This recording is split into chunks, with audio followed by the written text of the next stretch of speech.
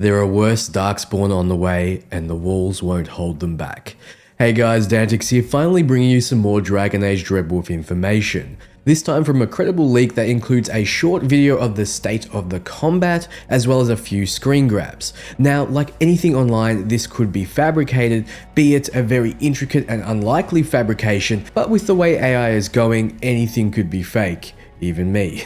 The takeaway of this video will be that Dreadwolf is coming and hasn't been forgotten, though there is a drastic depart from the traditional team-based action turn-based combat system into something else entirely, which I'll get into shortly. I'll also run through the specifics of the leak, where the footage is based, and what details were shared. Let's get right into it. First, I want to talk about the juicy gameplay details, normally reserved for the end of videos, but I can't wait. I'll talk about the credibility and the background later. Before I start, I can't show the images and the GIF here, but join my Discord below and I'll have a link for you, or follow the link to the leak itself and try your luck trying to find them. So check them out while you listen to the juice. Combat is completely in real time and similar to a hack and slash. I'm told the guiding reference point was the God of War 2018, and that shows. I'm not sure whether I like the idea of real-time hack and slash style combat in a Dragon Age franchise.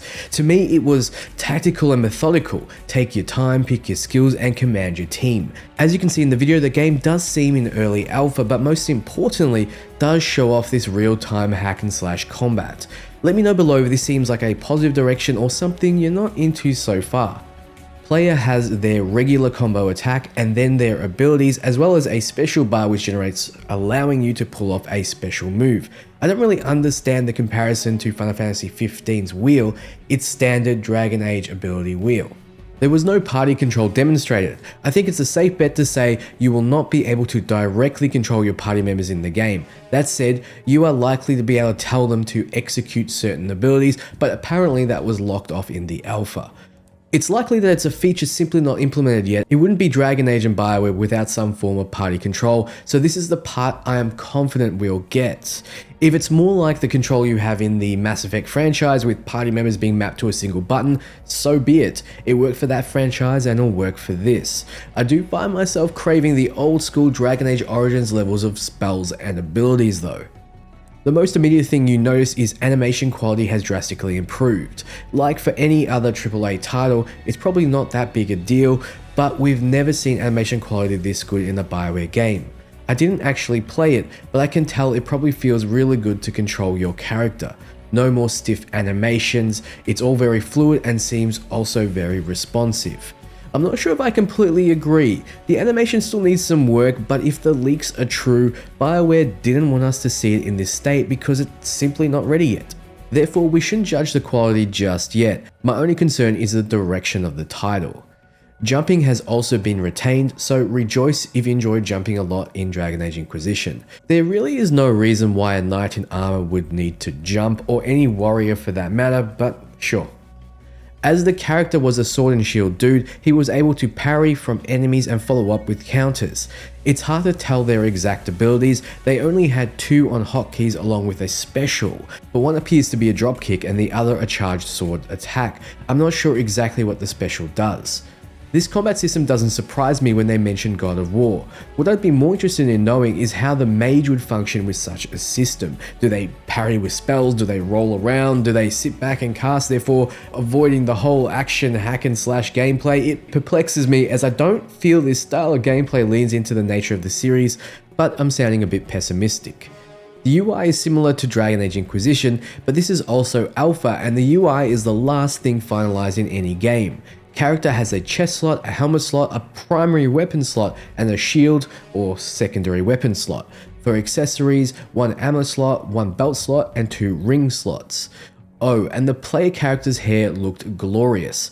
I mean, it was clipping right through their helmet, but it was flowing and bouncing as they moved. Finally, no more stiff hair. Now, let's hope we have more than just 2 black hairstyles. Hopefully this means a more in-depth character customizer, but once again, being BioWare, they lean heavily into the roleplay aspect, so no doubt we'll have options. Enemies were pretty much just variations of Darkspawn except the dragon, but again they seem to have red lyrium powers. So a little more detail about the mission and the leak. The recent article by Tom Henderson prompted me to make this post instead of responding to every reply in the thread. I'll just describe what I saw overall here. I was honestly shocked when we got no gameplay reveal at TGA, as I was sure we'd get something considering the timing this video was shared with me. Background: a kind of playtester shared their recorded gameplay of DA4 that was an early alpha at that stage. I saw what they recorded before they were shuffled onto another project. No, I will not share the video as the individual in question asked me not to, and until I get their permission, it will remain private. I don't want to get anyone in trouble, so they need to let me know if it's okay, and if nothing in the video will get back to them. Alright, so now what was in the video? It's about 20 minutes of gameplay involving one segment / dungeon. The entire gameplay is set within the Grey Warden Fortress HQ of Weishaupt, which I can't pronounce because he was only mentioned a few times in the mainline Dragon Age series. That's what the location text literally says. Now again, the gameplay is alpha, so there isn't a whole lot of detail and there are missing textures for a lot of elements. Basically, buildings and whatnot are all modeled and textured, but the skybox itself is very dark and makes it seem as though the entire fortress is underground, although it clearly isn't. I suspect the skybox could contain some giant world event similar to the Breach. They haven't finished. The player character is an Elvish Knight class. The character screen actually says they're a mid-level Grey Warden. They've got a sword and a shield. They also have 2 party members, another Knight dude and a female Dwarf Rogue. So hopefully this means the return of origins, as in the ability to pick your race and by extension backstory. Also, the return of being able to play as a Grey Warden is exciting. I wonder if this is part of the story and required, or a choice you can make. If so, what would be the pros and cons of such a choice? Moving on, I suspect both models are placeholders and they won't actually look like they do in the final game. Darkspawn are currently attacking and there are roots all over the place alongside red lyrium popping up here and there. Oddly, the Darkspawn also apparently are infused with red lyrium and have red lyrium attacks, and some have red eyes. The objective is to fight through the Darkspawn and get to the library, but as you're doing so, there's also a big ass dragon attacking from above, because you know it's Dragon Age. And the dragon creates occasional environmental and traversal hazards. It ends once you reach the library, close the gates, and then come face to face with the dragon. It appears you're supposed to try and chain the dragon up, but it ends before the player completes that. There's no audio, and while there are subtitles, they are mostly glitched and frozen, so you can't tell what people are saying during the cutscenes or combat. Okay, so that's the setup and general overview. From what I can tell, this means the footage the leaker received is from a very early alpha build of the game. Textures, models, and even the lack of audio means the game is still a ways off. Since we haven't seen or heard anything ourselves, we can be sure it won't be releasing this year. The leaker claims the build is early and years old.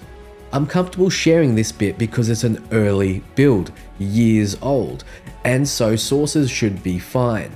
But I'm tired of the silence. People need to know the game is legit, and maybe BioWare drops some official stuff more early now. So the Grey Warden Fortress you're in seems to be closer to Winter, which is where the title will take place. It's unclear if the section is a flashback to the siege there of the Second Blight, or if this is a brand new Blight, but either way, something is happening, and the appearance of red lyrium suggests it might not be a usual one.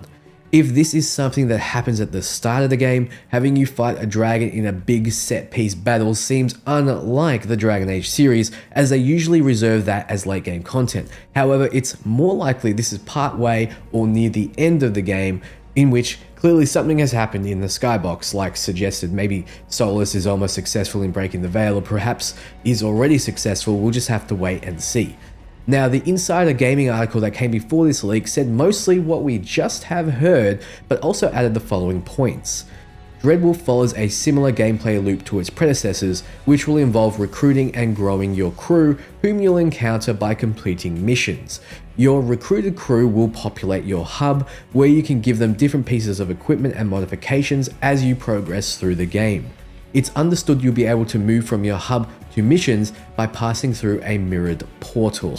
So that's all the leaked content I have for you. It's up to you whether you choose to take it seriously or with the suggested amount of salt.